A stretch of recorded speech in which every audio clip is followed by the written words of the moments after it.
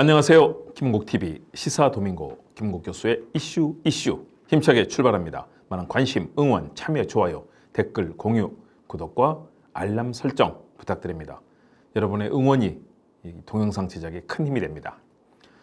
자, 오늘 영상은 2023년 5월 10일자로 출범 1년을 맞는 윤석열 정부에 대한 평가, 분석을 통해서 한국 사회 현실을 진단해 보려 합니다.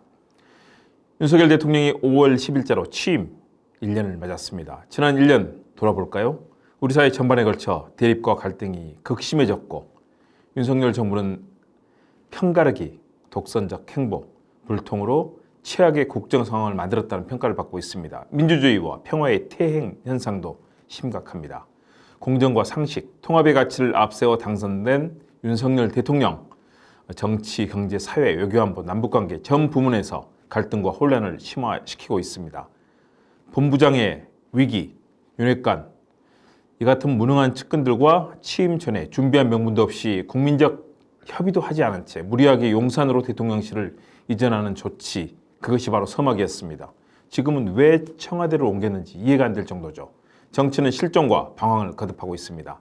정치 핵심 요소인 대화와 타협은 사라졌고 대통령의 의무인 국민 통합은 시도조차 되지 않습니다. 분점 정부인 여소야대 상황에서 국정 운영에 성공을 위해서는 야당과 협상하고 설득하고 만나는 협치가 필수적이지만 야당 지도부를 포함한 반대 세력과 단 한 차례도 만나지 않았습니다. 집권 여당인 국민의힘에 대해서는 노골적인 당무 개입 등을 벌이며 여권 인사들을 찍어내는 무리한 그런 강압 통치를 하는 셈입니다.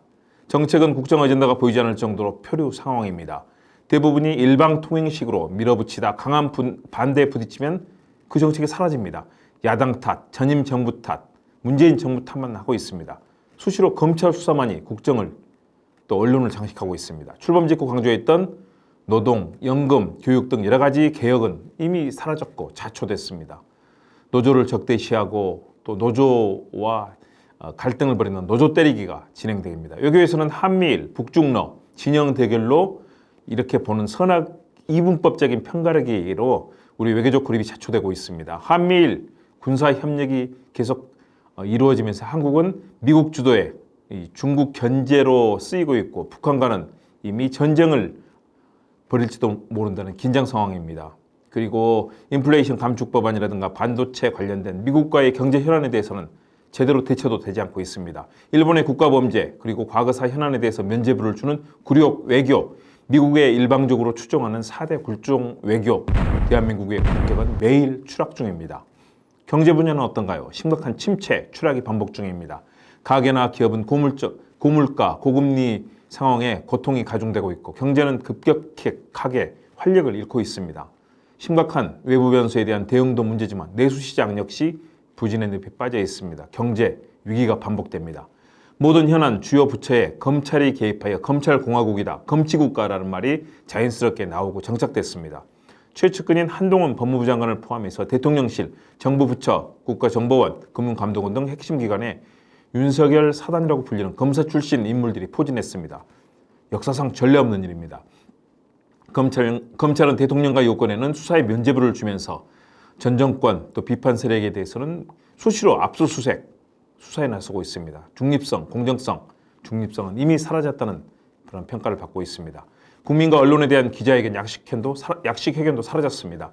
인사참사, 비속어 논란 등이 연일 터져나오고 있습니다.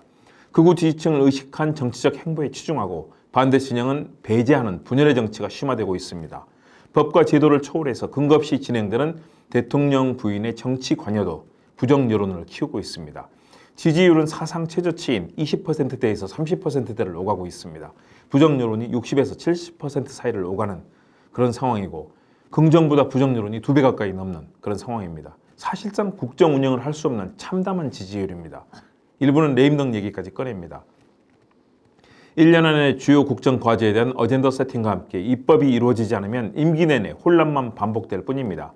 이제는 실패한 정치 패턴을 전환하고 국정 기조를 과감하게 바꿔야 합니다. 그렇지 않으면 내년 총선을 전후해서 조기 레임덕이 일상화되고 아무런 성과도 내지 못한 채 실패한 정치와 혼란의 반복이 이어질 가능성이 큽니다. 대통령은 내 편을 멀리하고 쓴소리하는 일을 중용해야 됩니다. 현장에서 고통받는 국민들의 목소리와 해법을 조언하는 지혜로운 원로들, 또 다양한 그런 지혜 있는 경험 있는 사람들의 목소리를 들어야 됩니다. 혁신과 개혁의 정치로 돌아가야 됩니다. 그렇지 않는다면 위기는 더욱더 심화되고 국민의 불신은 커질 것이고 대한민국의 태행은 쉽게 회복할 수 없는, 수렁에서 벗어날 수 없는 그런 위기 상황을 반복할 겁니다. 출범과 취임 1주년 맞아서 덕담을 하고 싶은데 도저히 할 수 없고 쓴소리밖에 할 수 없는 현실이 참으로 안타깝고 걱정되고 답답합니다. 변해야 삽니다. 적극적으로 변신해서 일신 우일신 개혁하고 혁신해 주길 바랍니다. 윤석열 대통령 웃을 수 있는 때가 아닙니다. 최악의 위기 상황, 측근들도 말할 수 없고 누구도 직언을 하지 못하는 상황이 계속되고 있다고 보수 진영 인사들이 불평, 불만을 터놓고 있습니다.